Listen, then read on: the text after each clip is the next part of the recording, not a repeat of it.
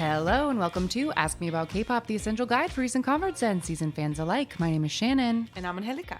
And welcome to part 2 of a 2-part deep dive into TVXQ. Yeah! So if you didn't listen to our first deep dive, we covered the first few years of 5-member TVXQ. And when we left off, the group had split and Yuno and Changmin were on hiatus. So we're going to now go through the second half of their discography, taking us all the way to today. But we are not really going to introduce the members again because we already did that. So yeah, we've got Yuno. His face is longer. We got Changmin. He's the taller one. Yuno is very passionate, and Changmin is a stick in the mud. There you go.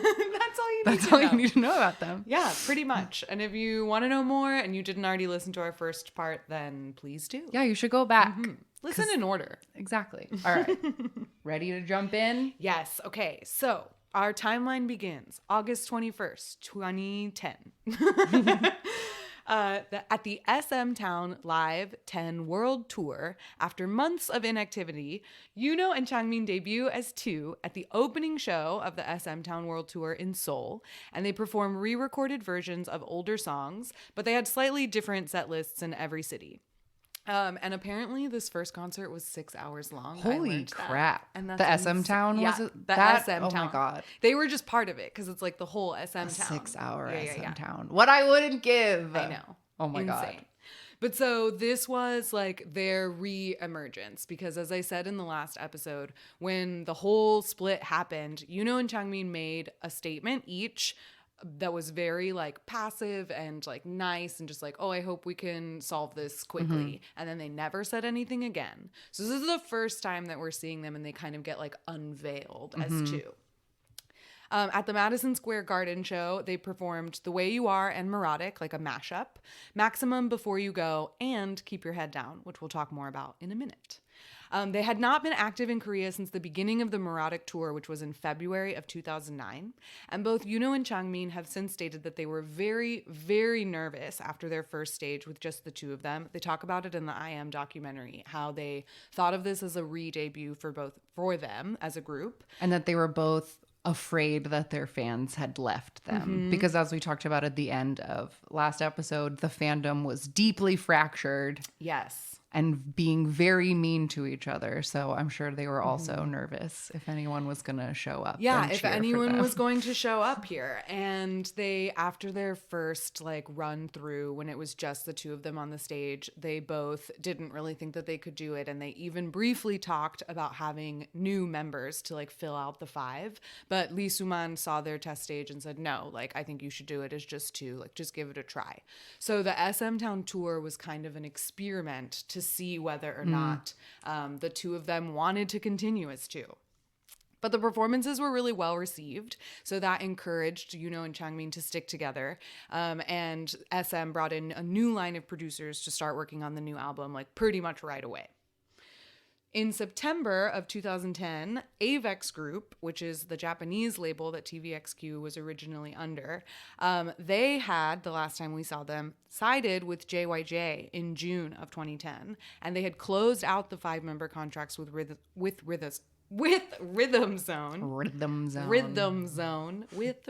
Zone.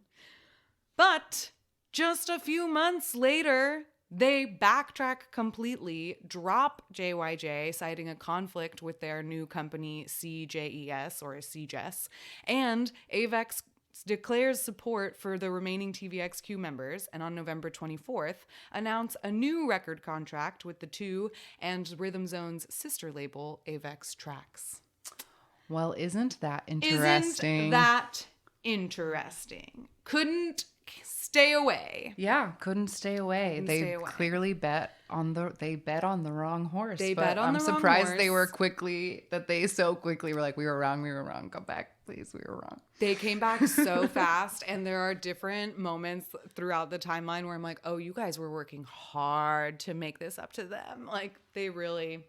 Honestly, I really do feel like between both TVXQ and SM, it seems like just the sheer quality of like music and the money behind music videos and the cohesiveness of like what TVXQ is from this point seems to me that both companies were just like desperate to make it up to them. Like SM wanted to reward them for staying, and Avex was sorry for not picking them in the first place. And like, it just seems like they got the royal treatment from here on out for surviving this.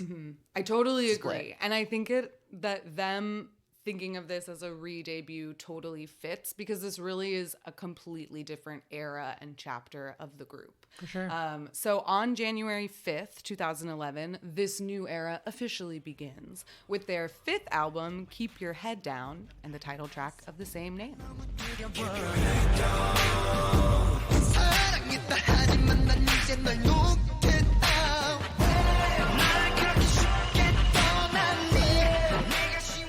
This song was composed by Yoo Young-jin and Yoo Han-jin, which is a brother team. And we actual brothers. Yes, not actual like brothers. Brave Brothers is one person. Yeah, no, these are actual brothers, and they don't have a producer team name. Smart. They're just their names. But we talked about Yoo Young-jin in the first episode because, or the first part, because he has written most of TVXQ's music from like up until this point and continuing on. He like is the main TVXQ writer, but he's also a main writer for SM. Right. And he is the creator of SMP, which is SM music production. And this is like what we call the SM sound. And it's known for being like dark, heavy, and electronic. Rising Sun is the first like example of SMP, and that is by Yoo Young-jin, and that is a 5-member TVXQ song. But Keep Your Head Down is a continuation of that, and we will continue to see that coming up, because eventually we'll see how the sound of Yoo Young-jin and TVXQ kind of grows outside of that. This album was produced by many, many people, including Lee Soo-man and Kenzie, but some of the outside producers that they brought in for it were Outsiders and E-Tribe. E-Tribe are the ones who did G for Girls' Generation, Tiara Ya Ya Ya, It's You for Super Junior, a lot of different stuff. The music video for Keep Your Head Down is like, it's very smoky and dusty. Like it opens with like a dance break of them like kicking dust around in slow motion. And there's just kind of like dirt and slow-mo and shadows. They have capes on their costumes. Yes, they do. There's fire, and like a lot of the boxy sets have like light shining through like harshly through pinholes and like geometric shapes. And Changmin's chest is out, and they have suits that have like patterned fur accents. It's just so drama and wonderful. It's so dramatic, and the look of them with like one of them with their chest out and the other one with like a full shirt and tie, and the one who has their chest out always has like a crazy like dramatic fur collar, and that's the look that they have at the Madison Square Garden in the I Am documentary, which was my first ever exposure to TVXQ. First time I ever saw them. And that like image and performance has like imprinted in my brain as what TVXQ is. Yeah. So the fact that they also continue that look in this music video was just like, oh, okay, yes, this is what they do. And they always take turns. Whoever has a chest out, the other one covers up. One at a time. It would be too powerful otherwise. The lyrics to Keep Your Head Down are about getting over a break. Why can't I finish this? I'm having a stroke. Getting over a breakup. Like, keep your head down. You look pretty, but inside you're so different. And that's what I'm afraid of. I said I loved you, but I'll let you go. But like, I love this song. I love this song. I love this song. Yeah, me too. I really love this song. I think it's a really fun example of SMP because it's super melodic all the way through, like Triangle without the tracks part. And like I said in the last, like I would have loved that song if it didn't have that part. And this song doesn't have that part, so I love it. It's great. And they're like, keep your head down, and the way that they push their heads down. It's so good. Oh, it's so good. I love this song. This song has like a meme associated with it. I meant to look up exactly what concert it like happened at, but one time during a concert when they performed this song, there's a big part at the beginning where like, does this big chesty like circular popular move. And at the concert, he used that move to scream, Changmin, happy birthday! And he like did it so seriously. And that's just like a very funny thing that you can do at any point. Like just doing it with the big growl. It's so funny. It's so funny. They definitely talked about it on an episode of Knowing Brothers that the two went on like after, I think during like Chance of Love promotions or something. And Changmin was so embarrassed that he did that. And he does it, and like Changmin comes out like right after that part. So he had to like school his face and like yes, because they have to be very serious. They like face each other at a point in the song and like sing in each other's faces and like push each other's shoulders. It's very like confrontational. Yes, because the very end, well, there's a lot of parts where they like sing at each other's faces, but then at the end they basically have like a note battle where they just like stand on opposite sides of the stage and like sing at each other, and it's awesome. It's awesome. It's super There's awesome. like marching band, like horns in it. It's just like a huge production. But this song was actually originally written as a solo track for You Know. And that is how it was performed at the SM Town World Tour. But it was later chosen as the lead single, and it was released with the music video on January 3rd. And it was immediately met with media scrutiny because the lyrics were thought to be a diss track toward JYJ. And I read that several TVXQ fan sites and JYJ fan sites withdrew their initial support because they thought it was a diss track. And there are like some of the lyrics that I thought kind of maybe could definitely be applied to their situation. Where like, you said you can't come back. You've always believed that I'd crumble without you. That's a misunderstanding. Why would I do that? I was really, really sad because you were so immature. All you do is speak of lies. You're such a two-faced person. I've let you go, and now my heart is empty, but my future is gesturing toward me to get up and smile. I'm letting you go. So, like, you totally can apply, I think, these lyrics to many different situations. And I honestly, truly believe that SM does that shit on purpose. Oh, 100%. Because they absolutely, after Taeyeon Baekhyun, she released nothing but breakup songs for like 2 years. Yeah. They were doing that on purpose. Yeah. It's all on purpose. Absolutely. They like, it's if you can interpret something extra, then you got to listen to the song again. Like, it's all marketing, baby. And the fact that You Know and Changmin did keep their heads down. They did keep their heads down. They did. They, like, that's what they did. And now they're coming back and they're coming out on top. And look at the royal treatment that they're going to get as a result. Keep your head down. Anyway, You Know and Changmin completely denied this. And they said that they always claimed the lyrics had been misinterpreted, saying, quote, "It's just a song about a man's anger toward the woman that threw him away. That's all." But lyrically, the whole album does explore dark themes of relationships, betrayal, and self-empowerment. So like you said, they're definitely doing it on purpose. This album debuted at number 1 on the Gaon Weekly chart, and it stayed there for 2 consecutive weeks. It debuted at number 4 on both Taiwan's G Music and Japan's Oricon charts, and it became the 3rd best-selling album of the year. The single won 7 music show trophies in 3 consecutive weeks and sold over 1.3 million digital copies in South Korea, becoming one of the group's most commercially successful singles. They released a Japanese version of this on January 26th. This was their 31st single and the 9th to break the top 5 on Oricon. The Japanese singles make me laugh. I know. There's just so many of them. We're almost, by the end of this, we will almost be at 50. Holy crap. I know. Their Japanese version was certified platinum by the Recording Industry Association of Japan, and it became the 2nd best-selling Japanese single and was used in Just Dance Wii. Oh, fun. They also released 2 B-sides as singles, Athena, which was an OST for a drama called Athena, Goddess of War, and I really like that song. It's one of my favorite B-sides off the track, or off that album. But they also released Journey. This was an OST for a Changmin drama called Paradise Ranch, which I had never heard of before, but I want to try and find, because it's about a divorced couple who married at 19, then meet 6 years later and rediscover their feelings. And Changmin plays the husband. Oh, wow. So I really want to find that. I've never seen him act in anything, I don't think. I know, and it's supposed to be a rom-com. Okay. So we'll have to try Look and find for that that one. Changmin has a lyric credit on the B-side Confession, and they released another music video for How Can I, but it's like a strange... It's not a real music video. Yeah. It's just photos, but it's an official... It's from the SM Town YouTube channel. And Sure. like it was released as a separate single, and I have no explanation for it, but it exists. Yep. While promoting Keep Your Head Down, of course, both of the members were asked many, many times about the split. And they were even asked if they would ever reunite with the other three, to which Yuno stated, quote, "They first have to settle the problem with the agency, and then we can have a conversation with them to solve our problem. I just feel so sorry about this situation." And that's just an excerpt of a much longer quote, but Yuno always chose like the very diplomatic answers.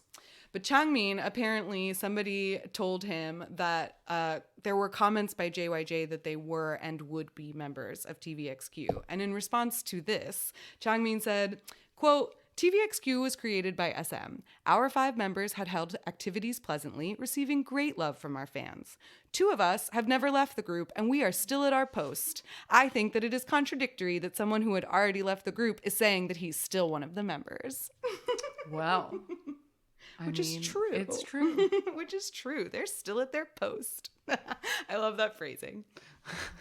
Anyway, like I said, both of them agreed to view the release as a re-debut, and they tried to focus the album on highlighting the individuality and harmony of just the 2 of them. They were always known for their main vocals, so Changmin said, quote, "We used to focus on the chorus part when we were a 5-member group, but this time we tried to choose a song that could highlight our vocals. As we focused on our individualities, our album includes various songs in different genres." Yuno said, "We wanted to fill the empty places that the other 3 members used to stand. We created a concept where we look similar but totally different. With the concern that only 2 members' performance could not match the group's powerful performance, we adopted an even more powerful dance.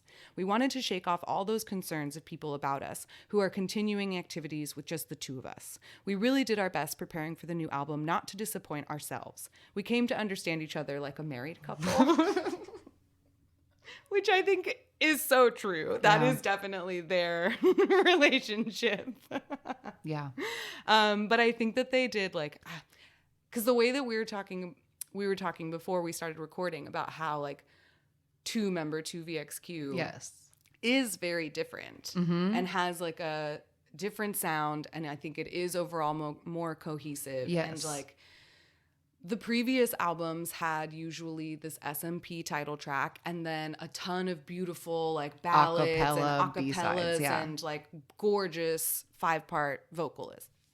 But I don't know, the like fun, groovy side of TVXQ that comes out now in their B-sides is like, and then like the albums as a whole is so fun. Yeah. And it is what I think of when I think of TVXQ. Yeah.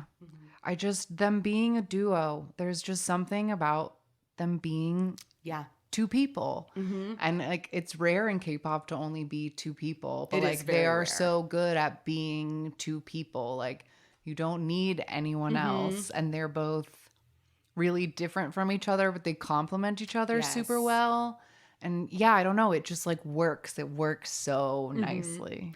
Yeah. And like the way that they were worried about filling those 3 spots, like when you see 2-member TVXQ, I never think the stage is lacking anything. Like both of them have such huge stage personas. Like to me, it was like baffling to learn that they used to be 5. You know what I mean? Like, and we always knew that because that's how we met them in the I Am documentary. Right, where they then, like, address it. But yeah, but then to see them be 2, it was like, what? Like, why would you even need 3 other people? So, why would you even need 3 other people? No. They don't. They don't. Not for any of this. So they continue as 2, and on March 16th, they release a repackage called Before You Go.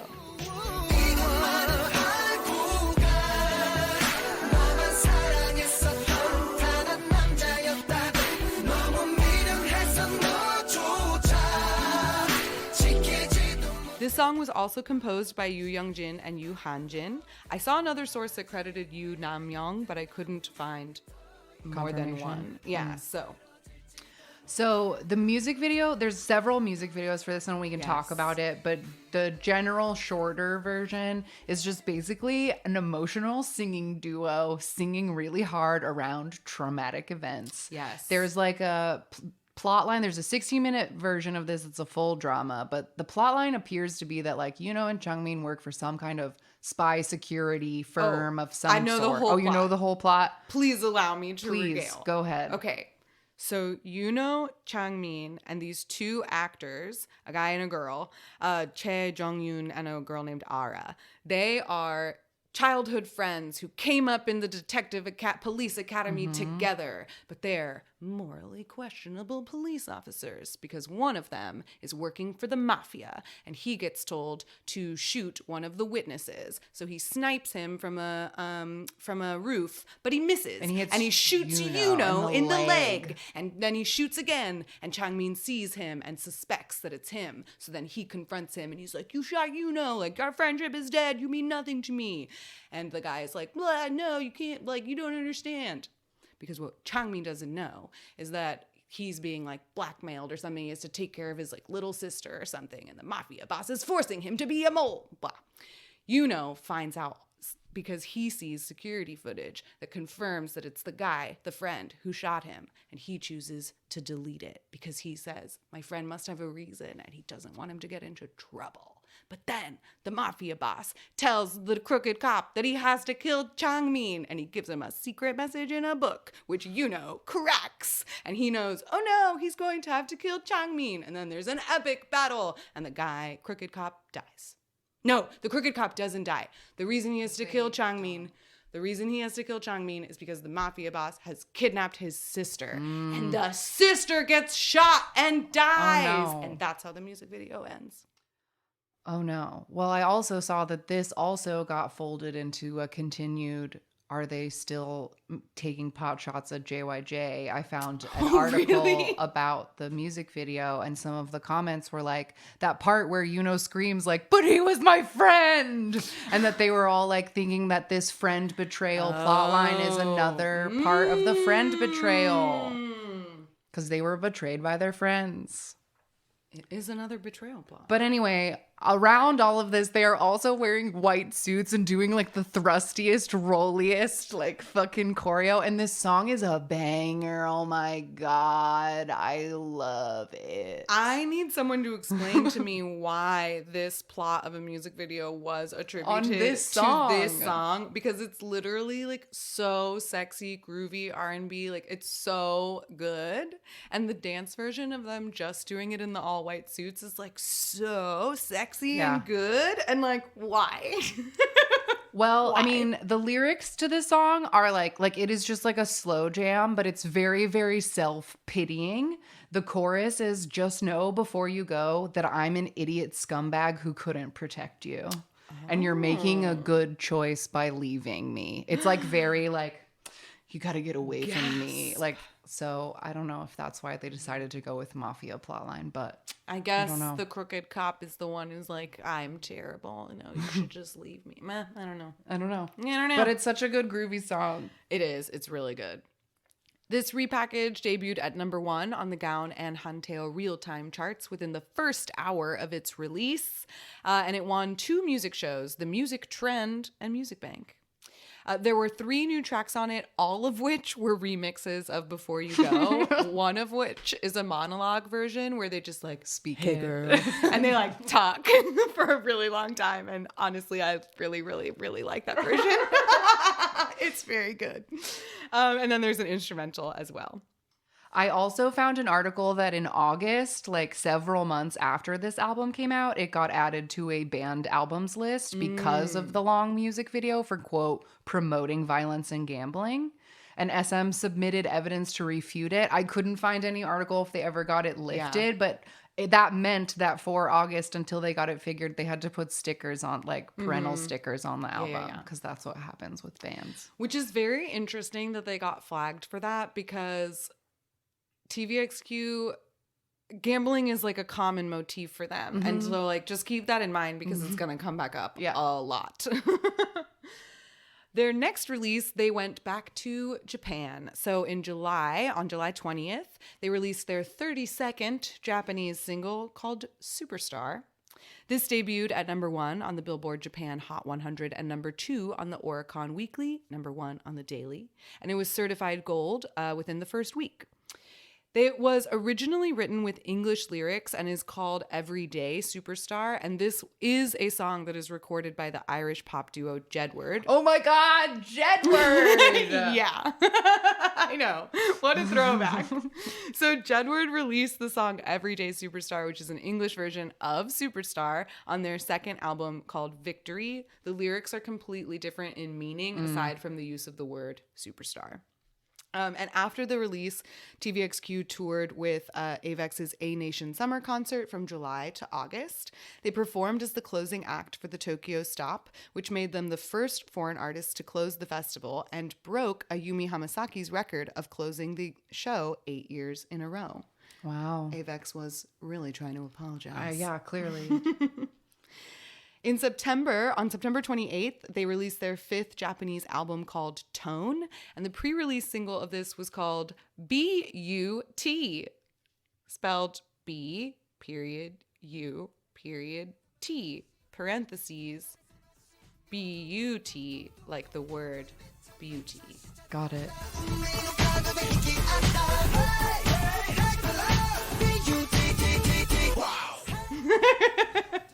This was a 15-track album. It debuted at number 1 on Oricon, and it's their first full studio album to do so.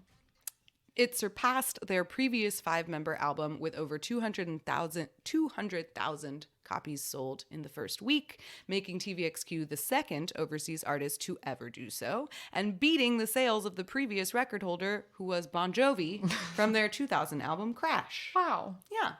This album was certified platinum, and it is still, to this day, TVXQ's best-selling Japanese album. So that is their first as 2. Okay. Most of their Japanese records are going to be set from here on out. So buckle up, because we have a lot of them. Yeah, with the Japanese releases, since we said there's 50 of them, we can't talk about every single one, and not all of them need talking about, but I did pull clips and moments from this one because I love how many they say B-U-T-T-T-T. They say T a bunch of times, which is very funny. And then there's also these little spoken lines of "Baby, what you want from me?" And I love that stuff. The song is really fun. I kind of thought it sounded like a Shiny song. Yeah. Yeah. All right, from October to November of this year, 2011, they perform at different music festivals around the world. The Hallyu Dream Concert in South Korea on October 3rd, the KBS Global New York Korea Festival in New Jersey on October 9th, SM Town at Madison Square Garden on October 23rd, and K-Pop Music Fest in Sydney, Australia on November 12th. That same month, in November, on the 30th, they released another Japanese single, which was called Winter. Well, it's a duo called Winter Rose / Duet. Winter version. Yes. It's a holiday single. It peaked at number 2 on Oricon, and it was certified gold. On December 13th, 2011, they also released what I labeled as a non-album single, but really they participated in an SM Town Winter compilation album called 2011 SM Town Winter The Warmest Gift, and they sing Sleigh Ride. This is the first compilation album that SM put out in 4 years. It's the first to have all of the songs entirely in English, and this is just a cover, it's just a cover of that I hear those sleigh bells jingling, ding, ding. Yeah, exactly. All right. That same month, December 2011, they performed Keep Your Head Down at the 62nd Kohaku Uragasen Japanese New Year's Eve Festival. I talked about that festival in the previous episode. It's a really big deal to be invited to that episode. It's a barometer of success in Japan. Only the most popular artists of the year get invited. In January of 2012, they launched their 5th Japanese tour called the Tone Tour. This is their first tour as 2, and it grossed over $93 million and sold out in minutes. It had 26 shows in 10 cities from January to April, including 3 shows at the Tokyo Dome, which made TVXQ the 3rd foreign artist after Michael Jackson and the Backstreet Boys to ever headline 3 shows at the Tokyo Dome, and the first Korean artist to headline the Dome for 3 consecutive days. Beautiful. This tour had over 550,000 attendees, and it set the record for the highest attendance for a concert by a Korean artist in Japan. 500,000 people. 500,000 people, and it's just the beginning. That's crazy. On March 14th in 2012, they released their 34th Japanese single called Still. This debuted at number 1 on the Oricon and Billboard Japan Hot 100. My mouth is not working today. It's hard, y'all. This number 1 single made TVXQ the first and currently the only foreign artist to release 10 number 1 singles in Japan. It sold over 100,000 copies in the first week and was certified gold, and it stayed in the charts for 8 weeks. The hair looks so fluffy and nice in this video. That's a note. It's a note from me.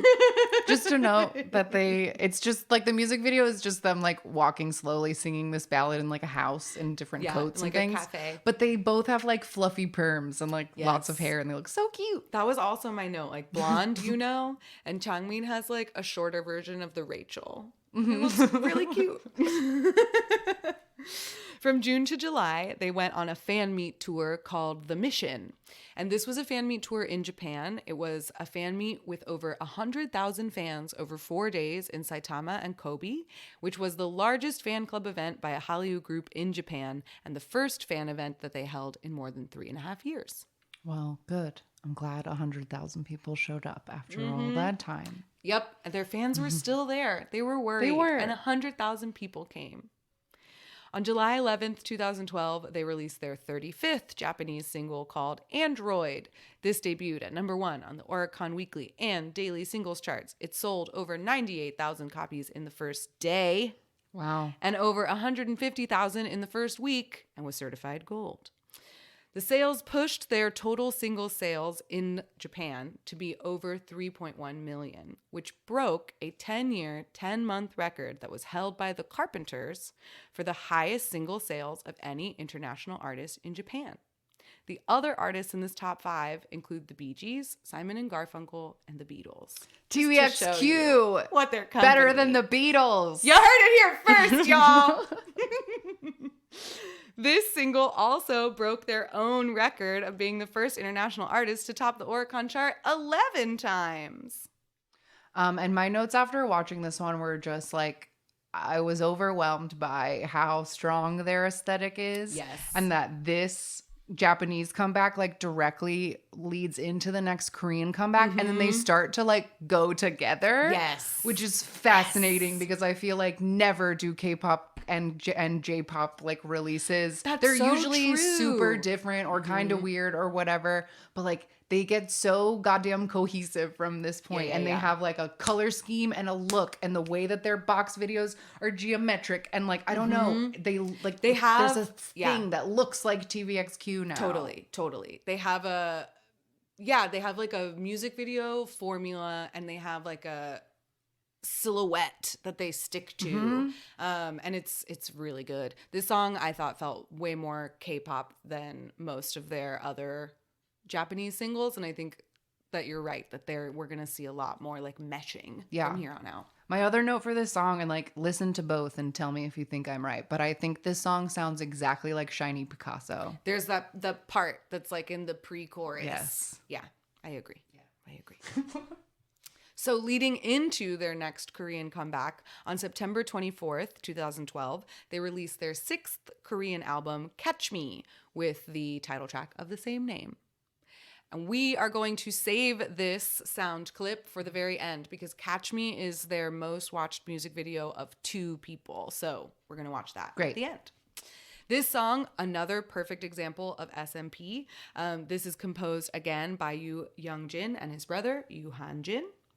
The music video was filmed in an art house. We'll comment on it when we get to look at it later. Yes. It has like a very iconic, important piece of choreo, costuming. It's all a thing. We'll get to it. Yes. Well, we are going to talk a little bit about the choreography just because it's important. Well, the point is that their costumes and the dancers' costumes in every performance and in the music video, they have silver arms because they do these really cool linky uppy like and make shapes with their silver arms like scary machinery, and it's really neat. It's really cool. It's very, very cool. I did put the dance practice in the playlist because it has the cloud room, the SM cloud room. Oh yes, the cloud room. So the lyrics to this one are like, "This isn't it, so now I'm leaving you." The like person who's singing the song is like leaving their partner. They're very fed up. They like really want to break up, but they're also super pissed that the person is not begging them to stay. So they're saying like, "Baby, catch me." Like they want the person to beg them so that they can be like, "No, I'm not going to stay." But they're mad that they're not more pissed about the breakup, I guess. Interesting. How could we apply interpret this? that?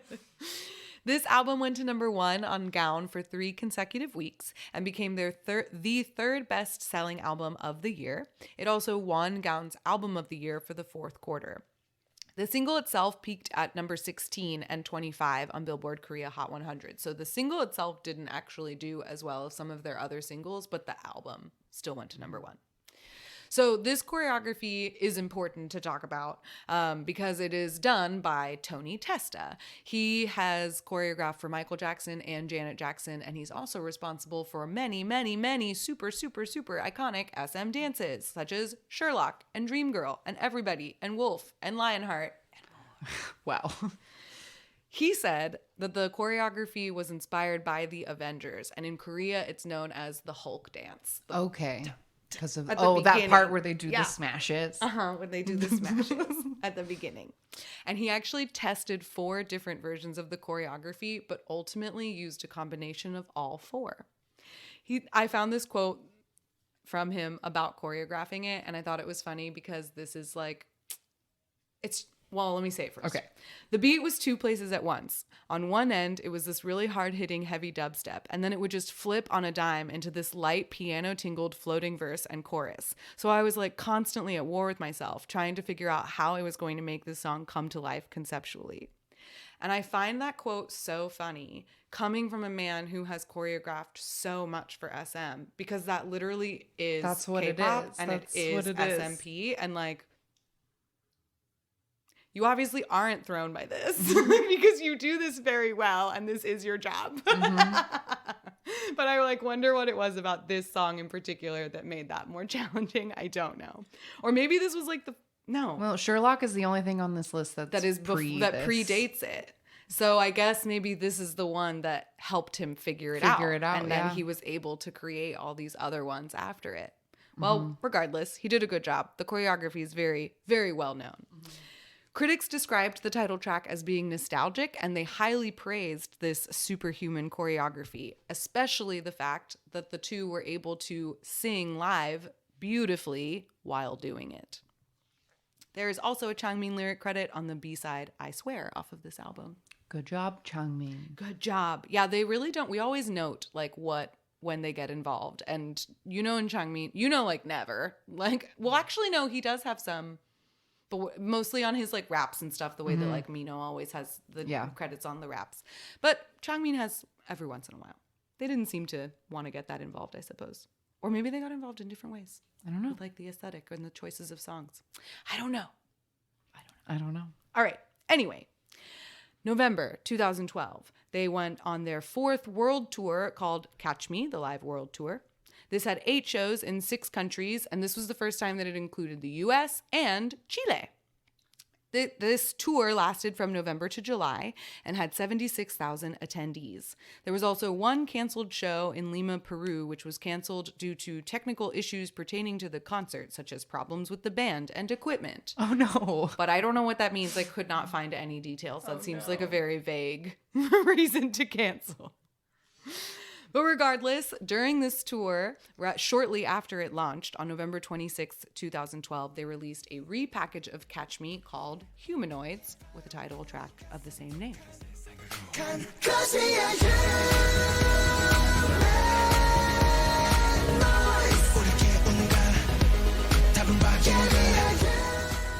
This song was composed by many people, none of whom were Yoo Young-jin. There was Lee Kyung-nam, Lee Sol-bi, Kenzie, Thomas Trolson, and Donald Hazel Sales. The music video for this one is pretty steampunky. There's like a big steampunky like castle with gears, and there's like snow, and there you have like shiny silver clothes or like these pleather jackets in blue and yellow, which is interesting because they like haven't worn those colors yet. Yeah. And just several really elaborate box sets with like really complicated geometry, like in this what TVXQ looks like at this point. Yeah. That's what they look like. And the lyrics for this one are your typical SM "We Have to Save the Future" song, but this one is much less bleak in its imagery than like some of the like HOT or early TVXQ songs. It's more like it's the future and we are the humanoids who have to change the future. But yeah, everyone has to release a couple of these "We Are the Future" songs every once in a while. Every once in a while. It's part of the SM contract, it must be.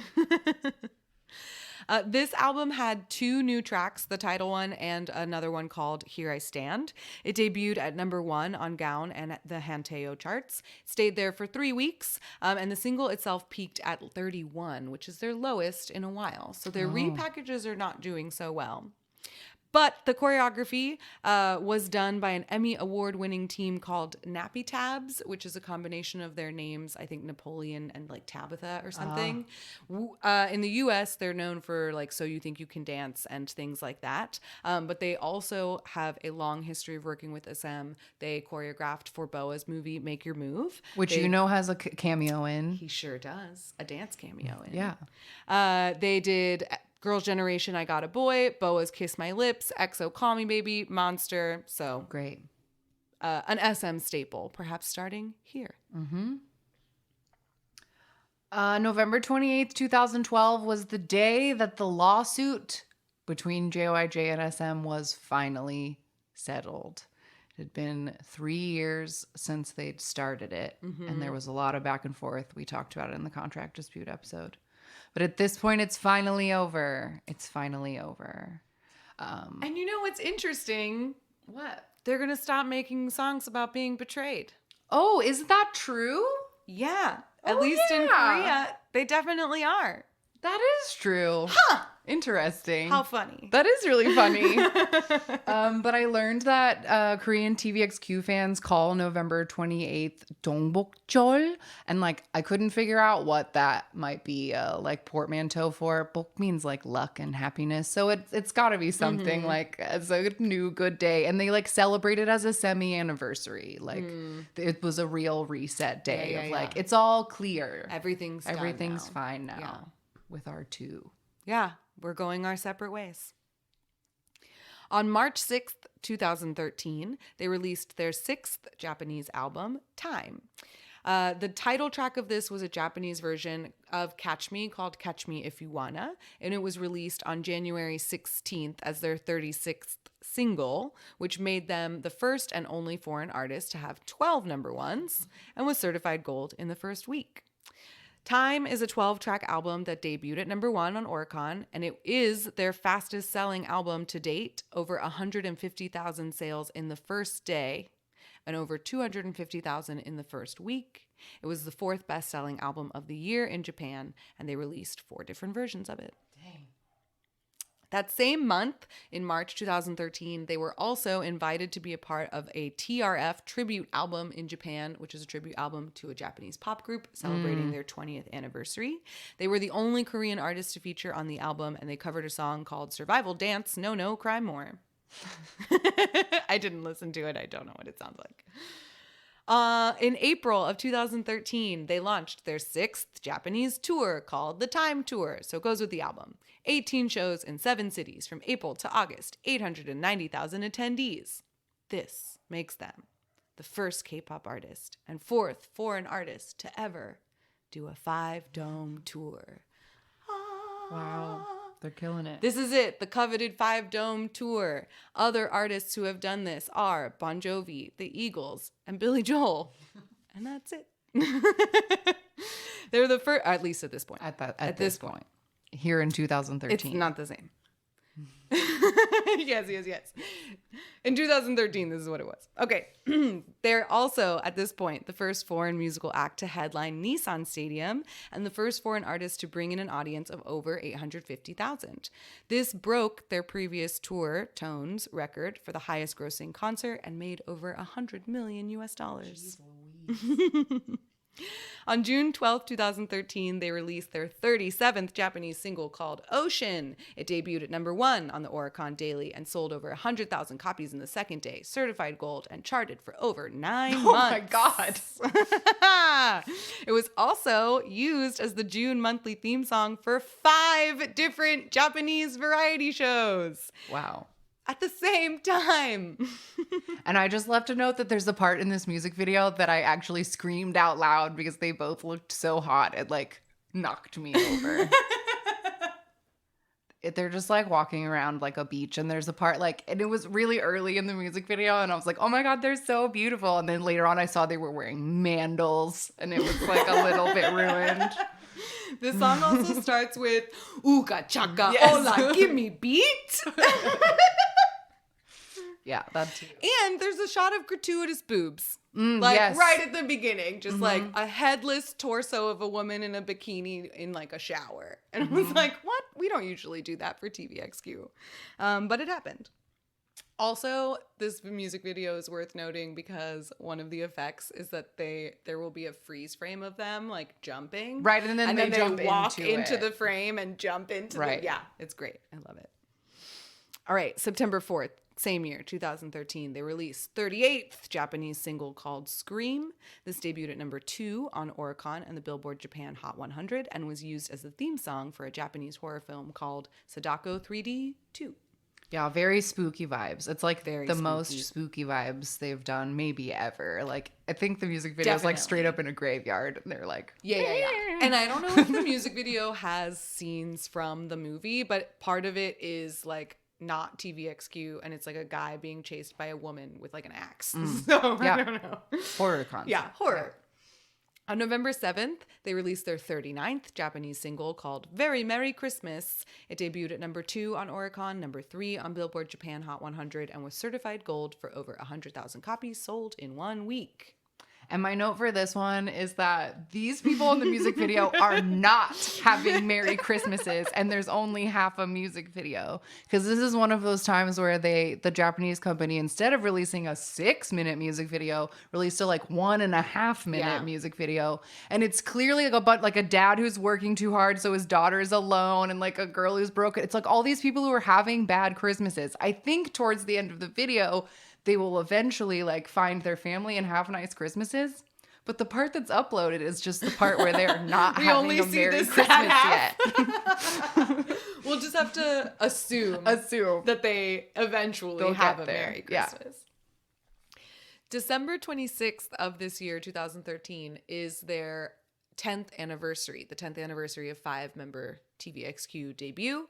And so as a celebration on the 26th and 27th, they perform at the they hold an SM Town Week concert event called TVXQ Time Slip. And this was 2 shows at the Korea International Exhibition Center to celebrate their anniversary.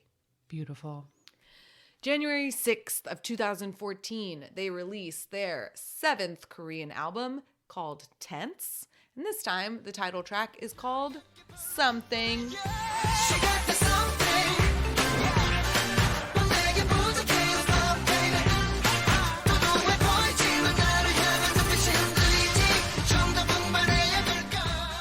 Because we're not making betrayal songs anymore. We've washed those men right out of our hair. This song is again composed by Yoo Young-jin and Yoo Han-jin and is a complete departure from the SMP sound that TVXQ has since been the sort of like leaders and pioneers of. This is like big brass band, it's a new like chapter. Swing concept. It's the retro concept sexy ladies chapter is what we're getting into now.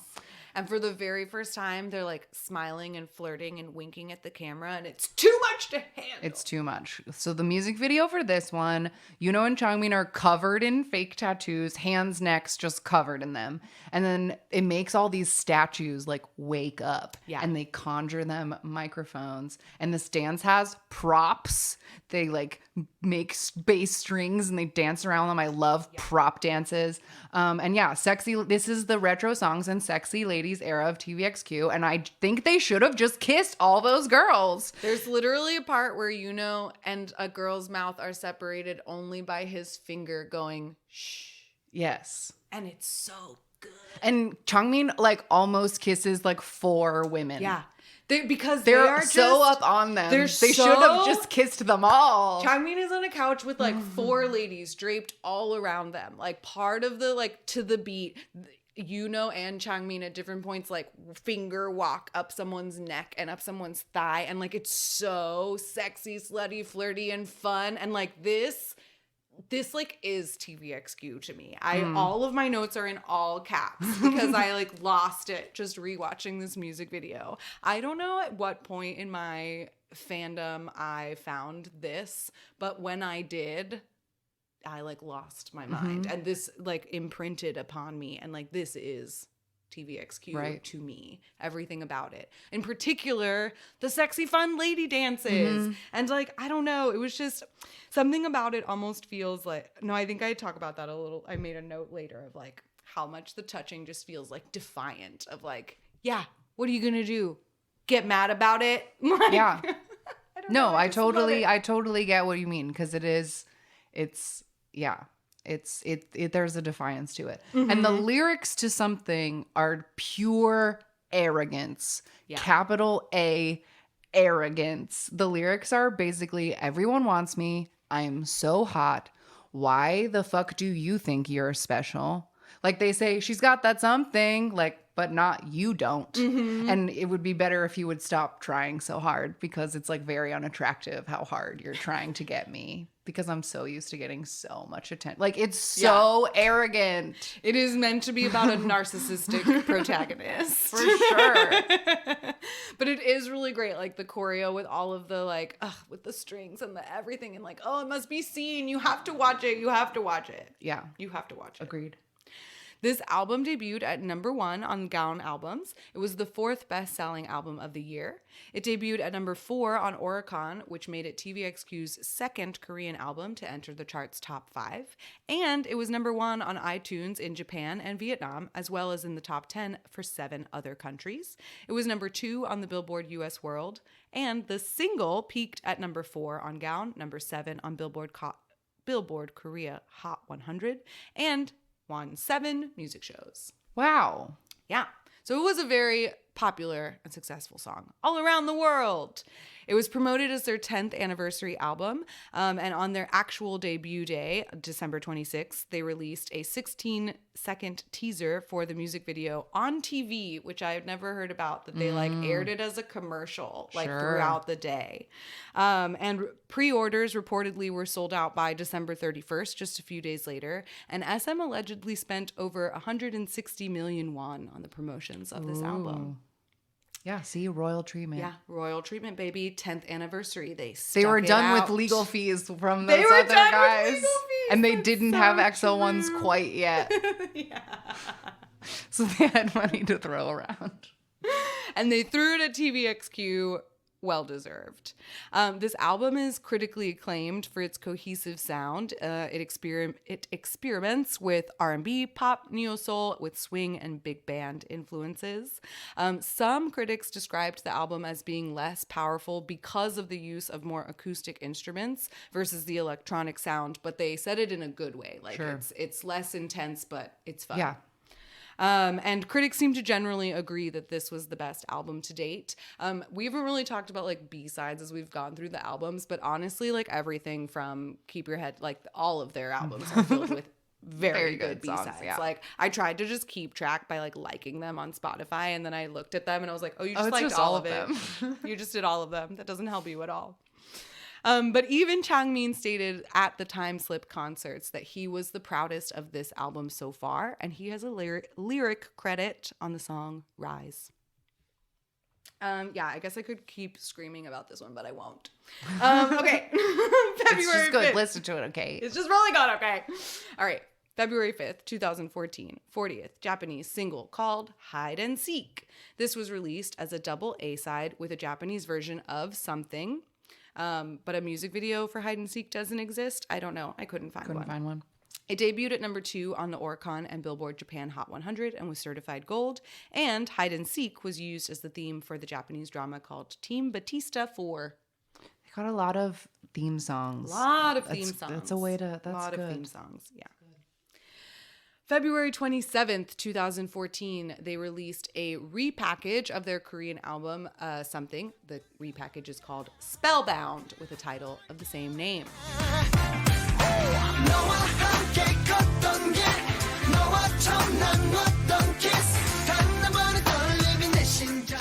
This song is composed by Yoo Young-jin as well.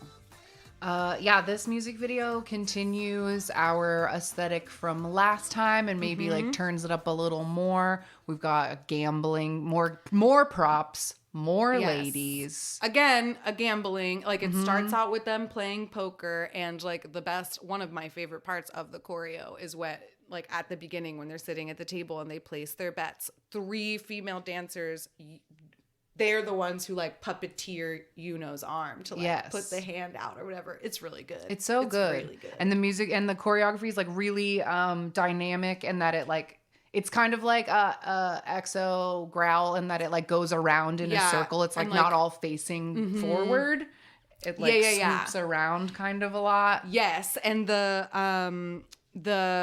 what was I just going to say? Oh, the general concept is like a magician, like card tricks and stuff. So the backup dancers appear as if from magic. And they're wearing like little like showgirl, like glittery corset onesie things. And then like fishnets. And they look like little magician's assistants or whatever, which is really great. This was like a perfect follow-up to Something. I think it's perfect in general. Like there's this moment where Yuno is like standing just as one, and then not one, not 2, but 3 backup dancers like appear as if from nowhere, like on one side, on another side, and in between his legs. And I love that moment. Like live in my heart forever. I love it so much. So the lyrics repeat "suri suri masuri" a lot of times, which is like a Korean abracadabra kind of word. And the lyrics to this one are just a love song. Your love is like magic, and everything you want will come true when I say my magic words. You got My favorite line is Changmin's "I was silly to you, baby." Yes. But this is the one where I wrote like this. At this point, the touching feels defiant. Like they are like purposefully touching them in as much as possible throughout the entire song, music video, everything. The album debuted at number 2. It sold over 100,000 physical copies and became TVXQ's best-selling repackage, but the single itself only hit number 27 on the Gown singles. So kind of a pattern, the repackaged single doesn't hit the top. But the repackage had 3 new tracks, the title, and 2 solo tracks. Changmin's is called Heaven's Day, and Yuno's is called November with Love. And November with Love is Yuno's first self-composed song, and it includes a children's choir in it, which I didn't expect and absolutely cackled at when it happened. And I was listening to it because I was like, oh, this song is so pretty. And then all of a sudden, like, babies started singing. And I was like, what the fuck? What is this? Anyway, the choreography for Spellbound is again by Nappy Tabs, and it was noted for its use of female backup dancers and described by Billboard as, quote, a strong case for 2014's best choreography. And I agree. This was so good. Okay, March 15th, 2014, they released their 7th Japanese album, which was called Tree. It is a 14-track album that debuted at number 1 on Oricon, which was their 4th consecutive album to do so. It sold over 200,000 copies in the first week, which makes them the first foreign group to have 3 consecutive albums with first week sales over 200,000. This broke Bon Jovi's 13-year record. Bon Jovi's had a hold on Japan that TVXQ just shattered. TVXQ kicks Bon Jovi out of the top spot like 3 times over. It's crazy. And anyway, it was certified platinum. In April of 2014, they launched their 7th Japanese tour for this album called Tree Live Tour 2014. This was 29 shows in 10 cities from April to June and had 600,000 attendees. This time they didn't do another dome tour because they specifically wanted to have better interactions with the audience, so they chose smaller venues. But it did include 2 domes in Tokyo and Osaka, and they became the first non-Japanese band to hold concerts at the Tokyo Dome 3 years in a row, and the first international artist to bring in the largest number of concert goers for over 2 million combined. Dang. On June 11th, the same year, they released their 41st Japanese single, which is called Sweat.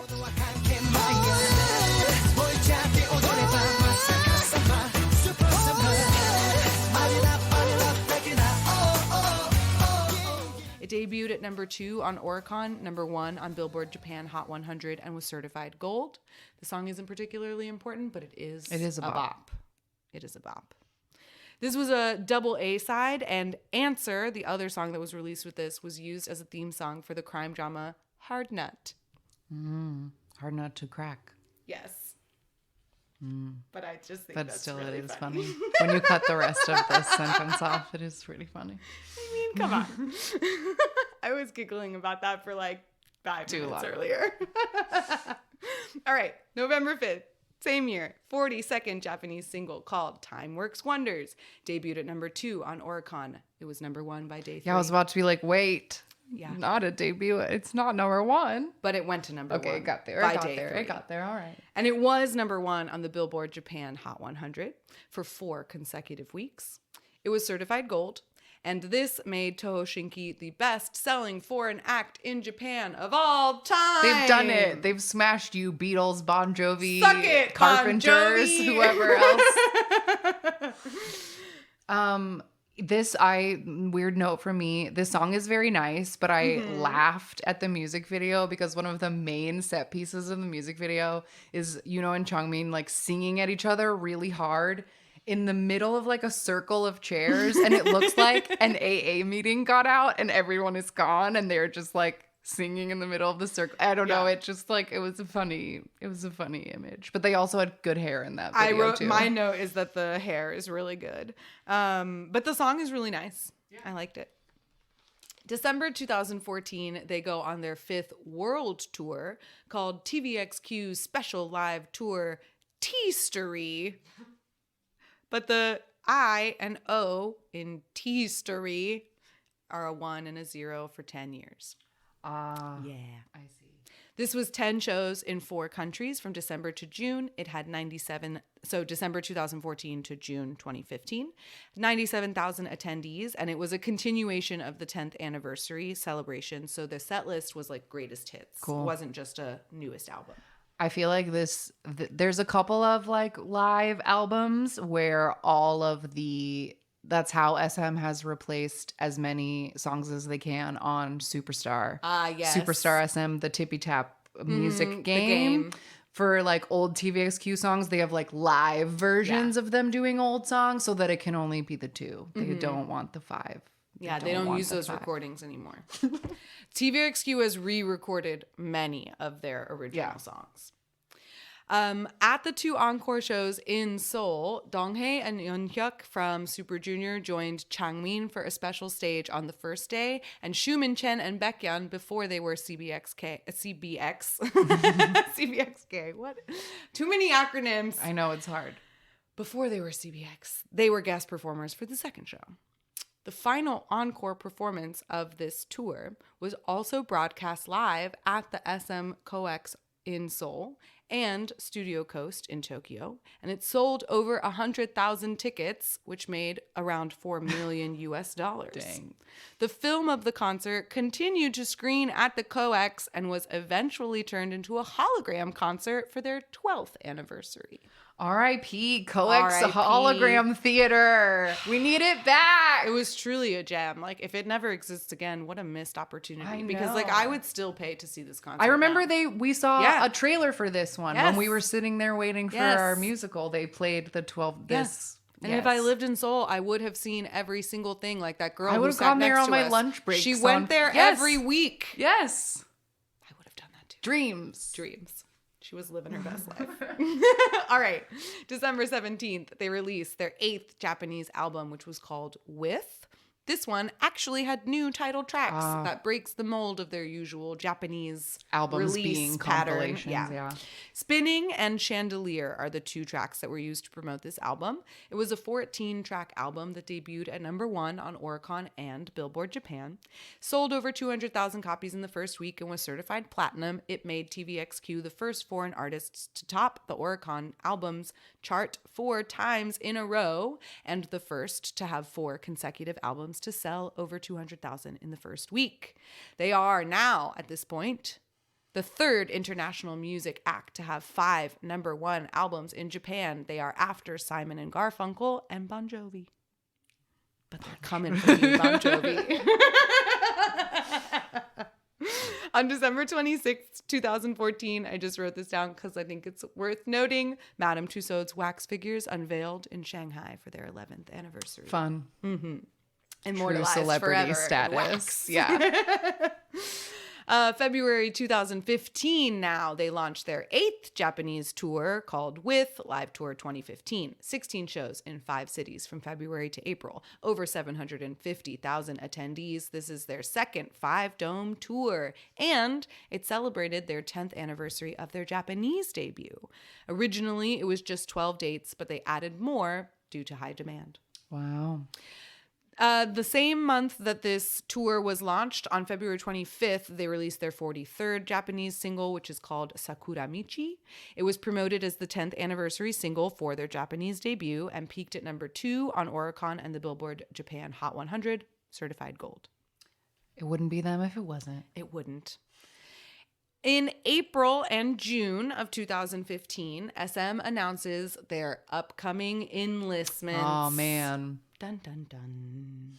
In April, we learned that Yuno will be going to the armed forces. And in June, we learned that Changmin is going to the military police. And TVXQ will go on a 2-year hiatus. But not yet. On July 8th of 2015, I just noted that Yuno made his Japanese solo debut. He released an EP called You Know Why. And July 20th of that same year, they released a special album as a goodbye before enlistment. This album is called Rise as God, and they released 2 separate solo tracks as the titles. So let's talk about them one at a time. Okay, the first one by Yuno, Champagne.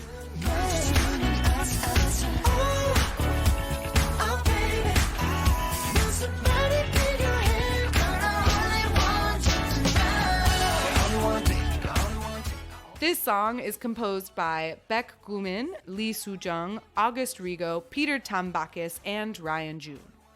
The music video for Champagne is just Yuno looking sexy in various party scenes and outfits. He's also a baby and an old man, and there's also a child that like sometimes he flashes into being a child, but usually he's just like the guy on the TV, the guy in the bar. He's just a bunch of characters, and he looks so sexy. He's so for hot. I don't know why. And again, all up on all these girls. All up on all these girls. girls. It's the same. The main girl dancer in this is the same main girl dancer from Spellbound that like looks right into the camera and is like, yeah, look at my face. And like she's in it again, and it's great. And the lyrics to Champagne are one sip of your sweet scent, I think I've fallen for you a little, and other comparings of a beautiful lady to a clear sparkling glass of champagne. Sure. The music video is also pretty objectifying, but I don't care. I love it. It's so love good. It. It's groovy It's so and disco and fun, and Yuno is so goddamn hot. Yeah, all that is true. The other title track that was released off of this album was Changmin's solo, and it is called Rise as One.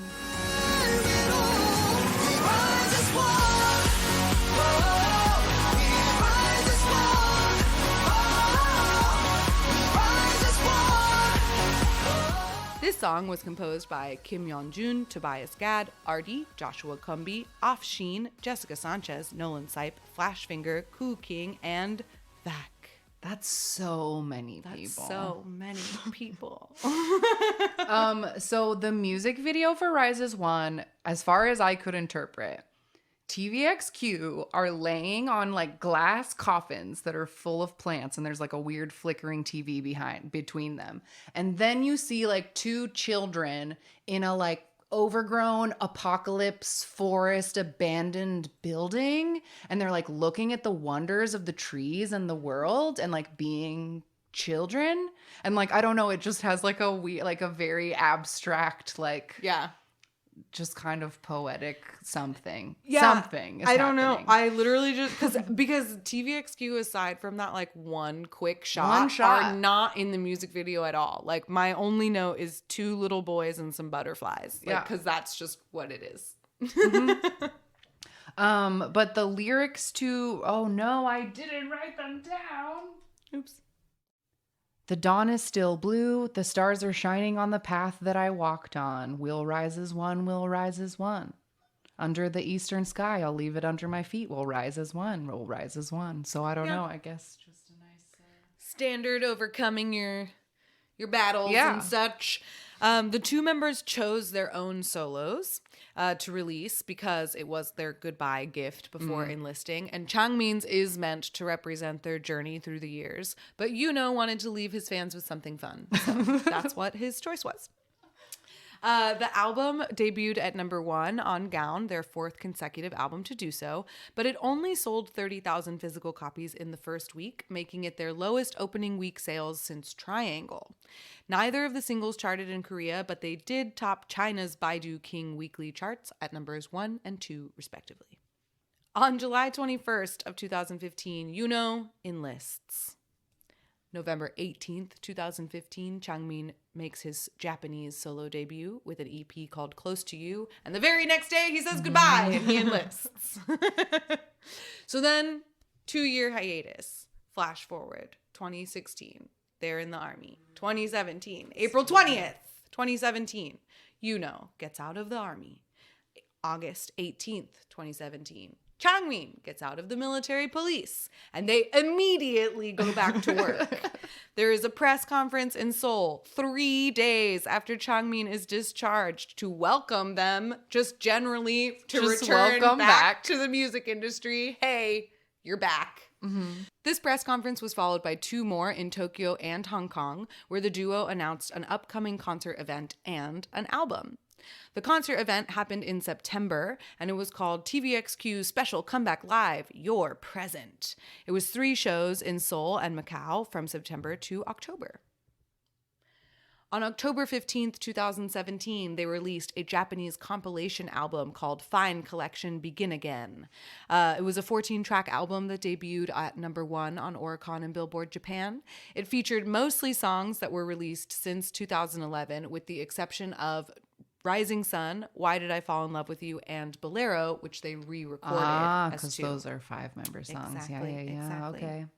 This album sold 130,000 copies in the first week, which made it certified gold. It was the 6th consecutive number 1 album and broke Simon & Garfunkel and Bon Jovi's previous records. TVXQ is still currently the foreign group with the most number 1 albums in Japan. Unbeaten. Still. Unbeatable. November 2017, they launched their 9th Japanese tour called Begin Again Live Tour 2017. This was 20 shows in 6 cities from November to June and had over 1 million attendees. Wild. This is another 5-dome tour, and the grand finale had 3 shows at Nissan Stadium, making them the only foreign artists to perform at Nissan Stadium twice, and the first K-pop artists to hold concerts at the venue for 3 consecutive days. They made over $50 million from those 3 shows alone. And at those Nissan finales, on the last day, the finale day, they like made headlines across Japan, like front page news, because they performed in the pouring rain. Yes. They had the dome open and it was just pouring on rain. everyone. There's great videos from this concert. They're just like so excellent and they're just soaking wet and they're killing it and it's nuts. And all of the fans in their ponchos and like everyone's so committed. It's so crazy. And the like and the stadium is enormous and the stage like comes up and turns around and goes like over the audience's heads. It's so bananas. The DVD of this concert is very, very, very popular because these videos are like so amazing. Very high quality copies of them on YouTube. Yeah, Two of them are in the playlist. Check them out. This tour set the record for the first international artist to bring 1 million people to a single tour and broke their own previous record for the most attended and highest grossing K-pop concert. Wow. December 20th of this same year, they released their 44th Japanese single, Reboot. It debuted at number 2 on Oricon and peaked at number 3 on Billboard Japan Hot 100. It was certified gold for selling over 100,000 in the first week. It was also used as a theme song for a Japanese drama called School Counselor, and it was apparently recorded on August 21st, which is the same day of their Tokyo press conference that announced their return, and 3 days after Changmin gets out of the army. Just get right to it. Right back to the studio, boys. They didn't even get to stay in Seoul for like more than a couple days. That's and wild. They immediately had to go to Tokyo.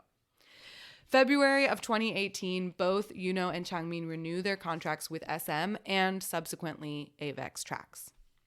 On March 28th, 2018, they released their 8th Korean album called New Chapter 1, The Chance of Love. The title track, Chance of Love.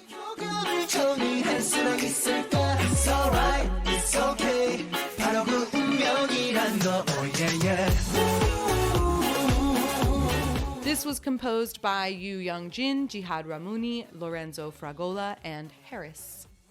The music video concept for this one is like TVXQ and more sexy ladies are at like a fancy like photo shoot in some kind of Batcave like basement, and everyone looks very expensive and bored. And then they're just like dancing in various black and white settings, and Changmin has a little choker. I'll never forget his little choker. I also wrote the choker. But the dance to this one, this was a moment because Yuno was back and the world had changed. She'd been gone for 2 years and the internet was now more powerful than it had been. So when this came out, he was like, I'm making a dance challenge and I will force everyone to do it with me. And he did. He sure did. He forced absolutely everyone to do it with him. Including and I us. feel like, yeah, we did it too. And I feel like I don't think he was like the first, but he was definitely like really hustling. And I feel like kids these days have that same gumption to get their other like hubes to do like all the TikTok challenges with them. But Yuno used his powers to make that really happen for this song. His passion is unstoppable. Unstoppable. Yes. And the lyrics to this one are just like, it's destiny. Like, it's all right. It's okay. It's destiny that we should take this chance at love. But it includes one of our favorite Sminglish lines where they say, we will keep it together. We pray that we own each other up all night. What does that mean? What does that mean? What does that mean? I don't know, but I sing it every time and I love it. It's one of my favorite lines. I also really love the line, you arrest me. And Changmin, that's not a Sminglish, it's just a good line. And Changmin has a really good like handcuff over the head move. I also love in the choreography, because this is like you said, a great continuation of like the sexy ladies. There's a great like butt smacking move. Yes, there is. Where, like pops up in between two dancers and just like smacks their butts. And it's great. I love it. All very good. This album debuted at number 1 on Gown. It was their 5th consecutive album and 7th overall to debut at number 1. Sold over 110,000 copies in the first month and ended the year as the country's 14th best-selling album. This is their lowest-selling record. In Japan, it debuted at number 7 on Oricon and was their lowest charting Korean album. Wow. I know. I loved this one so much. But this was also like the first TVXQ comeback that I was like aware of. Yeah. So anyway, it breaks my heart that this album didn't do very well, but it generally received mixed reviews. They were praised for their vocal maturity and their ability to adjust the style throughout the years, but the album was said to lack overall cohesion. And I kind of agree with that, like just listening to the album or to the tracks, because like the tracks are very, very different. But I thought it was interesting that that is a criticism, because TVXQ themselves said that they actually focused on the storytelling of the songs in this album, and that the album is supposed to be listened to in order so that it plays out like a movie. So the lyrics are supposed to tell a story, but they are all very different from each other. So True. I kind of get why, like, especially in comparison to some of their other albums, they don't have like a general trend to the songs in this one. Fair. But it's a new chapter because now they're in their 30s. Woo! And they look great. They also promoted the song Love Line.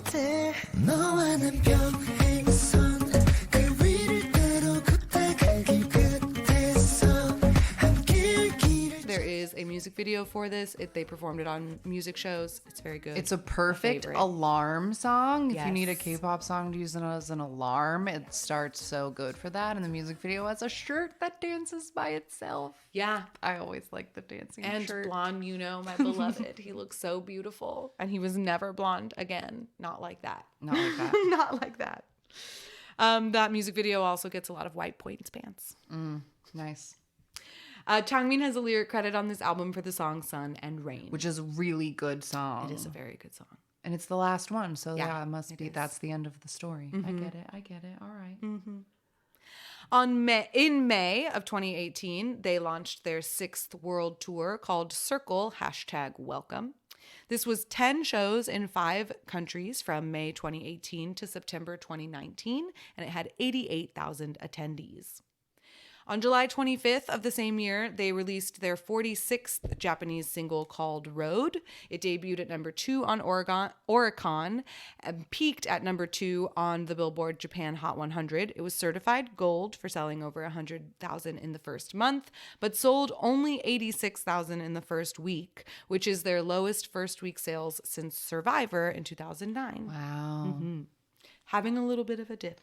It's okay. They just came back. Yeah. It's been 2 years. For a while. It's all right. People are staying loyal to them. They are. They're still selling out those shows. The music video was released on YouTube a month ahead of the official release, and then behind-the-scenes footage was released on Japanese morning shows in the days leading up to it, which I thought was interesting. So, like, go after that general public. Yeah. In September of 2018, they launched their 10th Japanese tour called Tomorrow, the Live Tour 2018. This is their most expansive tour with 33 shows, so most number of shows. 10 cities from September to January with 680,000 attendees. That same month, September 29th, they released their 9th Japanese album. This goes with the tour. It's called Tomorrow. 13-track album debuted at number 1 on Oricon and sold over 125,000 copies in the first week. It was certified gold. It's the 7th album to do so. And this tied with BoA for the foreign artist with the most number ones. Right. Because before, you will notice that they were going up against groups. But now, BoA's in the mix. This album includes a re-recording of one of their 2006 tracks as well. On November 11th, 2018, they released their 46th Japanese single, Jealous. It debuted at number 1 on Oricon, peaked at number 3 on Billboard Japan Hot 100, was certified gold, and stayed on the charts for 10 weeks. They're back, baby. This is their 13th single to hit number 1 and set 3 records. The most number 1 singles by a foreign artist, the most singles by a foreign artist to enter the top 10. That makes 38. Wow. And the highest cumulative single sales by a foreign artist for over 4.5 million. Wow. The B-side from this single was used as a theme for the anime film Yokai Watch Forever Friends. On December 26, 2018, their anniversary again, they release a special album called New Chapter 2, The Truth of Love, and this title track was called Truth.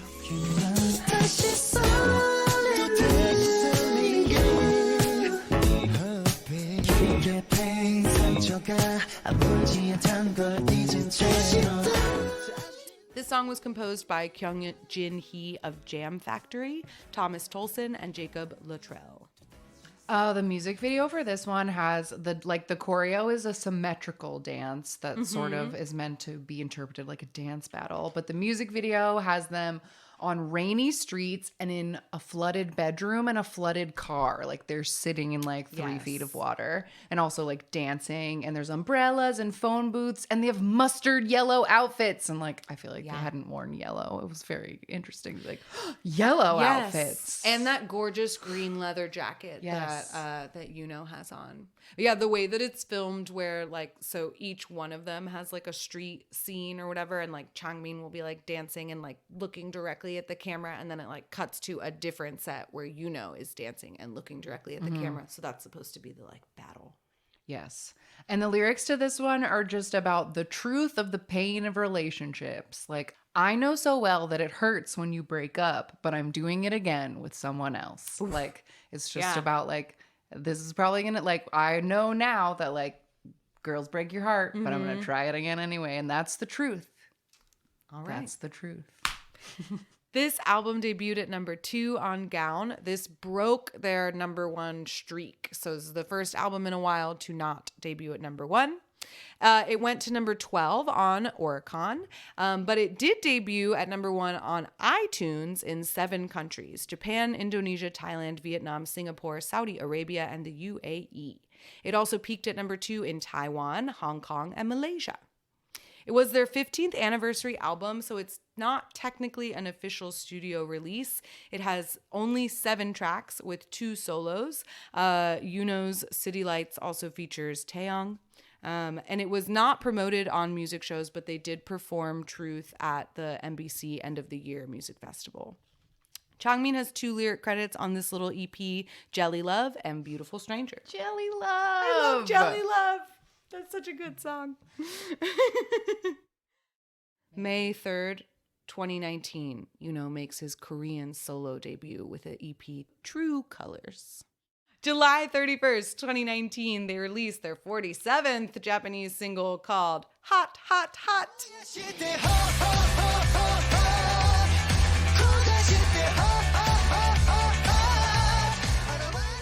This song debuted at number 2 on Oricon, peaked at number 4 on the Billboard Japan Hot 100. It was their lowest selling single since Purple Line in 2008, with only 59,000 sales in the first week. My note is I love this dumb hot dog song, and I think I'm just obsessed with summer TVXQ. Like, both versions, 5 and 2, whenever they make these stupid, like, we're at the beach summer songs, I'm just like, I don't know, I like it. No, I love this song too. And I remember when it came out, because we already had our group chat with Jenna and we shared it and we were like, this is great. This is so dumb. Why would you eat a hot dog when it's really hot outside? But there's just like ridiculous, like Saved by the Bell graphics and like really good suits. And I don't know, it's just really fun. Everyone should watch it. It's good. Okay, October 16th. We're nearing the end here. We're catching up. We're getting there. We're getting October 16th. 10th Japanese album. It is the Roman numeral XV for 15 because it's their 15th anniversary album. This is a 15-track album for 15 years. All right. It, of course, debuted at number 1 on Oricon and Billboard Japan Top Albums. It sold over 150,000 copies in the first week and set a new record for the most number 1 albums by a foreign artist. Sorry, Bella. You have been replaced. Wow. The boys now have 8. They are the first and currently only. They also released music videos for the songs Guilty and Hot Sauce at different points in October. And I just need everyone to know that the song Hot Sauce by TVXQ exists. Hot sauce, hey, hey, we can make it alright.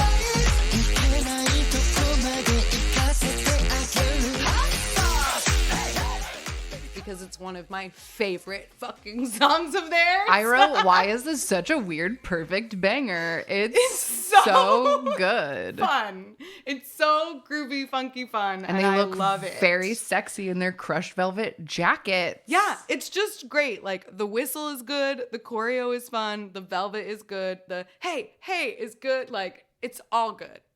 It's just all good. I love it. November 2019, they go on their 11th Japanese tour. It is called 15 Live Tour 2019 to 2020. This is another 5-dome tour with 16 shows in 5 cities from November 2019 to January of 2020, and it had 600,000 attendees. It currently holds the record for the largest cumulative audience. Oh, excuse me. They now currently hold the record for largest cumulative audience at over 5.5 million. The January 19th show was broadcast live on Japan's biggest satellite station, and they originally announced dates for April, but I assume those were canceled. I couldn't find confirmation that they had been canceled, but like in January, April 2020. Yeah, no one was April doing 2020. shit. No, No way. that's not happening. But kind of a bummer because they literally announced them on like January 19th, and then like I assume like a month later had to be like, just kidding. Anyway, January 22nd, during this tour, January 22nd, 2020, 48th Japanese single. It's called Manazashi. I couldn't find any chart ranking information of it at the release, but it ended the year at number 55 of the top singles for 2020. So It couldn't have been couldn't none. have done. Yeah, couldn't have been nothing. On April 6th of 2020, Changmin makes his Korean solo debut with the EP Chocolate. And May 24th of 2020, they have a Beyond Live concert called TVXQ Beyond the T. Is that one we bought tickets for and didn't And go never to? watched? Yeah. We have a problem with buying Beyond Live concert tickets and forgetting to go to them. Because they don't have VOD. Why can't I watch it later? The VOD is now. Oh, it's okay. We can watch it now. Okay, great. We can watch it now.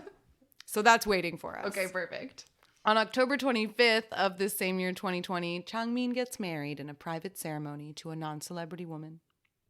Mystery lady. We have no idea who she is. He said he recently said a single sentence about her on TV, in which he said on their first date, he thought, I could marry this person. And that's all we know. I love how secretive and private he is. Like the fact that we just learned he has 2 dogs. Like we're never knowing anything about his life. No. It's great. All right. November 27th, 2020, they released their 49th Japanese single, Small Talk. I also don't know how this charted. It only has a lyric video for its quote-unquote official music video. Okay, so December 17th, 2020, Yuno makes a Korean solo comeback with the EP Noir. And January 22nd, 2021. So like this is the point where we're kind of up to the now, and they haven't really done anything since Truth. Since Truth. Truth is their last Korean release. So then they do some solo stuff. And so then January 22nd, 2021, we get a piece of news. TVXQ is announced as hosts for the upcoming Mnet show Kingdom: Legendary War. This is set to air from April to June. But on March 12th of 2021, Yuno gets in trouble for violating COVID restrictions at a bar in Gangnam. Wild stories abound about what actually happened that night. And so he steps down from hosting Kingdom with Changmin, made a public apology, and lost a few sponsorships as a result. But he was cleared of the criminal charges that were put on him on September 2nd, and he paid a small fine for his curfew violation. Yeah, but it really fucked up that Kingdom season and it wasn't just them having to cut Yuno out. They also had to cut out different boys from Kingdom groups because of bullying allegations. Yeah. And they had like filmed it all. They had already filmed So they just had to cut around it. And I'm just like, I'll never be over like all we were robbed of because like I know there were Kingdom boys who like are idols because of Yuno, and like there were probably really great. There was just probably so much good stuff that they had to cut out of it. I know. It makes me sad. It really is a bummer. On December 8th of 2021, Changmin made a Japanese solo comeback with his EP Human. And December 31st, 2021, they performed, TVXQ together, performed at the SM Town Live 2022 New Year's Eve show.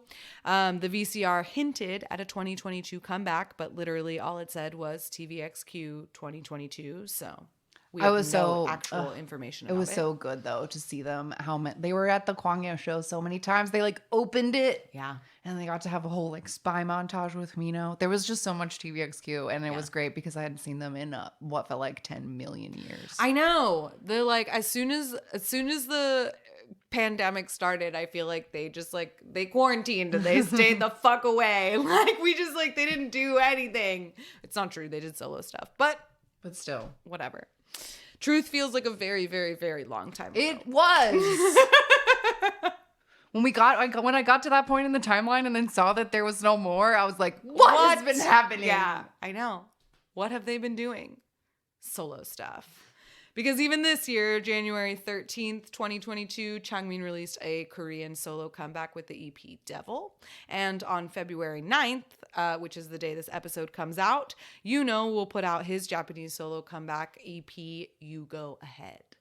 And supposedly in February of this year as well, they will be releasing a Japanese EP as TVXQ, but we have no official release date or information about that.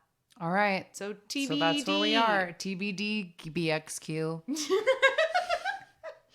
Good one.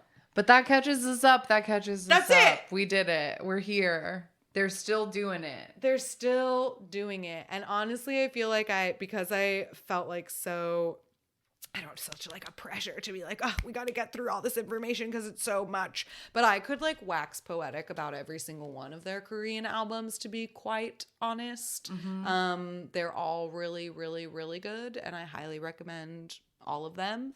Some of my personal favorites, I think, are probably the Spellbound one and Rise as God. That little like special EP is really good. I really, really like it.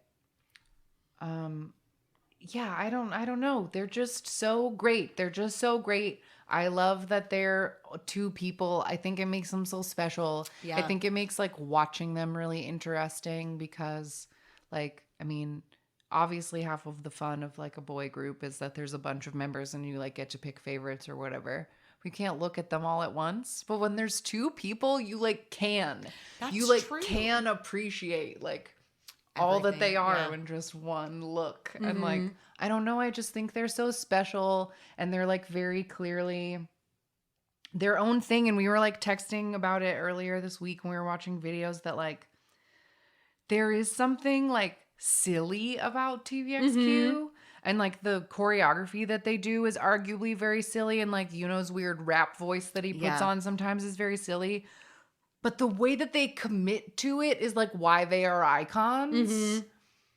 Like that is what TVXQ is. Yeah. Flying into the SM town in like giant furs is like what they are. Yeah. Like Wrath of Khan chest. Yes. Yeah. And like, I don't know, they just like uphold their vibe so well. Yeah, they were really able to, as two people, and two people who came from one of the most successful boy bands like of all time. And now they have to reinvent themselves as two. And I feel like they just so wonderfully carved out an aesthetic and a personality of like what 2-member TVXQ was going to be. That was a different thing from 5-member TVXQ. And like said, like they do look, there's a lot of similarities to like some of the, like you can see where it evolved from the 5-member version, but it is its own thing. And I think it's wonderful and phenomenal. And I can't wait for whatever this Korean comeback is going to be. Yeah, because we give me more music, please. We need it. Thank you. So please check out some TVXQ. Watch our whole playlist of this second part. Listen to their albums. They're just so good. Yeah. And if you just put TVXQ Spotify like on shuffle, you'll love it. It's really good. It's really good. So that's all I got. So just like think about how it's really good. And we'll be right back to watch Catch Me. All right, we're back. And we have Catch Me paused on the opening 15 warning up in the corner. So I wonder what this is going to be about. Ooh. I've seen this before, but still. It's still exciting. So if you want to watch Catch Me with us and view an iconic piece of K-pop history, pull it up and press play when I say go. 3, 2, 1, go. All right. Cells. Got like cells. Synapses firing. Pew, pew. And now we're in a room. A big circle room with like huge speakers. And lots of fog on the ground. Oh, the gloves. Okay, they're wearing like black with these gold like chest pieces, and of course arm braces. Their arm braces. And in this music video, they have like full like robot braces on, but in most music shows, they just had like silver sleeves on their costumes to give the same vibe. But these were probably heavy and uncomfortable and weird. Probably. They were probably very difficult to dance in. This is the Hulk dance. But this EDM drop, it just makes me want to shuffle. Like, yeah. There's so much punching in this dance. But there's also like really, really cool formations and shit. Yeah, these little arm cages are very silly. Oh.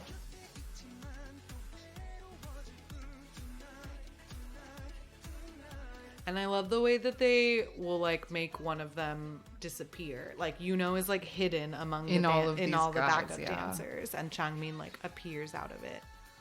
Ugh, this is my favorite thing. When they push him down. Yes, Changmin's like laying on the ground when they push him up. Yes. I love that. That's so cool. He's like in a plank on the ground and they just make him like stand up like a superhero. Oh, there's water floor. Those arms are iconic. They're all wearing capris. Yeah. They love those capris. Changmin wears those in something. And I'm not even mad about it. I was going to say, I never know how to feel about his little shorts. I have firmly decided that I like them. Okay. I think objectively they're like, I don't know, douchey, but... Whoa! They raised lit the up. giant arm up. Yeah, so they do this like link arm move where they make it's so that it looks like they're flexing one huge arm, but it's made of like 6 arms. My favorite is when Changmin does it with 2. Both, yes. Mirror tunnel. Such shiny jackets. Yeah. But again, this whole period of 2 years of TVXQ looked just like this. Yeah. The geometry and the shiny and the big boxes and the smoke and this water. I know. They're doing such a good job of spraying it around. Yeah.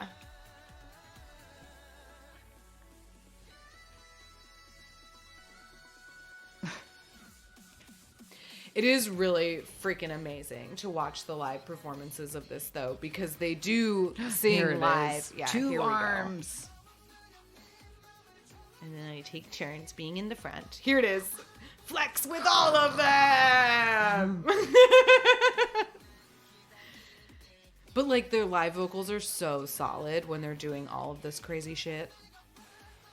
They're really untouchable. There's just no one else. No one else like them. Look at that. They're in the air. This move is so silly.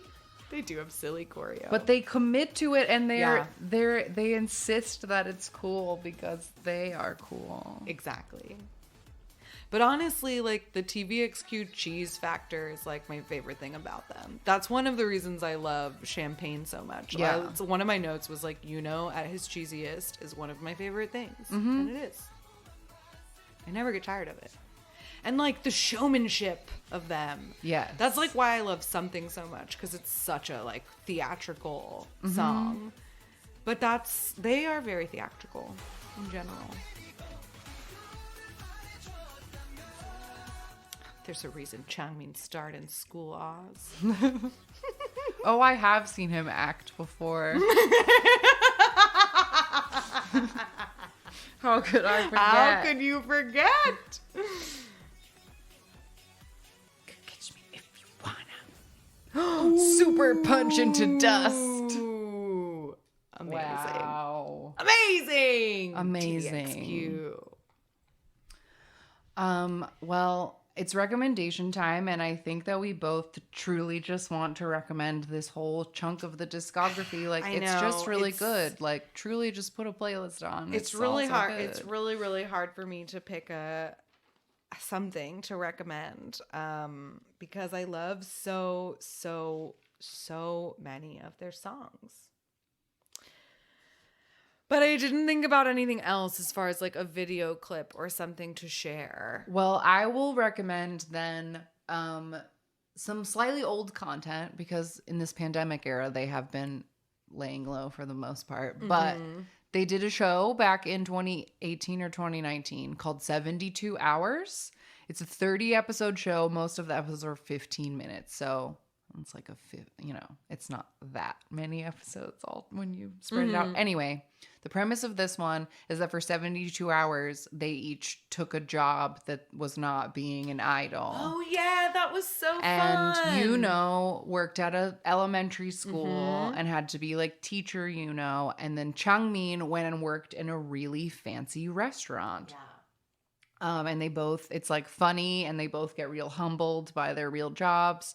And they both take them very seriously, and it's fun. And Mino shows up to get dinner from Chungmin's restaurant in one episode, and all the staff is like, "Oh my God, Mino's here!" And they're like freaking out.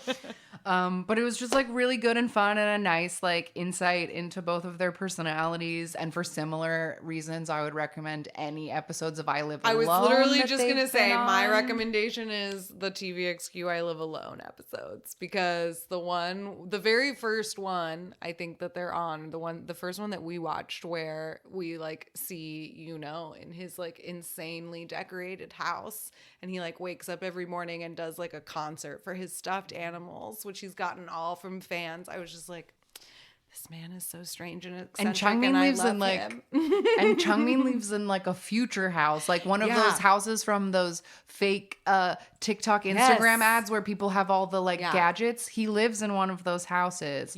Furnished his house from estate with like sales garbage only. furniture. Changmin lives in a future apartment with like blinds and shit like that. And there's like no color in it at all. It's just like shiny and white, and there's nothing on any surfaces. And the only thing that was decorative was the huge I Live Alone bear. Yes. And they're just really, really different people. They're and I think such strange, it's different so people. funny. And I just love that they've managed to create this like very successful like business partnership that I think kind of, it's just like an interesting thing, because obviously like, and not saying this isn't true, I'm sure this is true for lots of groups, but fans want to be like, oh my God, all of my groups are like best friends. They're family. And they love each other so much. Like, and Changmin are not friends. They like don't hang They do not hang out. They only spend time together when they have to work together. But which like, is not to say works that so they well for them. Yeah, which is not to say that they Don't not like like each each other other. or do not get along, because they obviously get along, and they constantly support each other whenever they do like solo things. They're very sweet to each other. They care very, very deeply for one another. But they don't hang out. And I respect that. Like, that's fine. They had to go through a lot of shit and figure out how they were going to do it, just the two of them. Yeah. And they are wildly different people. And without the like buffer of 3 other dudes, like, even Boa can't work with Right. Like, Right.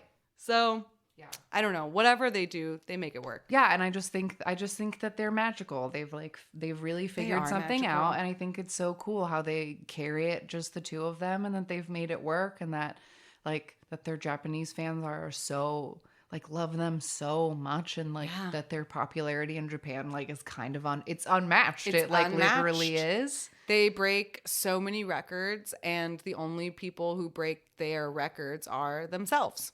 Yeah. Crazy. I love them. Stay on TVXQ. It was such an honor to do this deep dive on you. We love you. Yeah, we love you so much, and we sincerely are hoping that putting this episode out means that you'll announce an album. We're going to manifest it. We're putting it out into the universe right now. 2022, the year of TVXQ. Love it. All right. Well, that is it for this week. If you would like to find us online, we can be found at AMA K-Pop Pod on Twitter and Instagram, amakpoppod@gmail.com for emails. 181 AMA K-Pop. Wait, 181 AMA K-Pop 5 if you want to leave a voicemail. P.O. Box 26096, Los Angeles, California, 90026, where you can send letters and packages. Linktree/AMA K-pop will take you to our Spotify, our YouTube, our Discord if you want to hang out with other listeners. Patreon.com/AMA K-pop pod for extra bonus episodes. For January, we embarrassed ourselves again with some dance charades. Always a fun time with our dance charades. Always a good time. And I'm just going to say it now. Next week, Real Idols on the show, gang. Yeah, oh my first God. Idol guests. Woo! Your predictions, you manifested it. You did it. Yeah, speaking of manifesting things on this show. So stay tuned for a bunch of really exciting content coming up next week. We'll see you then. Goodbye. Bye. Jonghyun, you're our inspiration.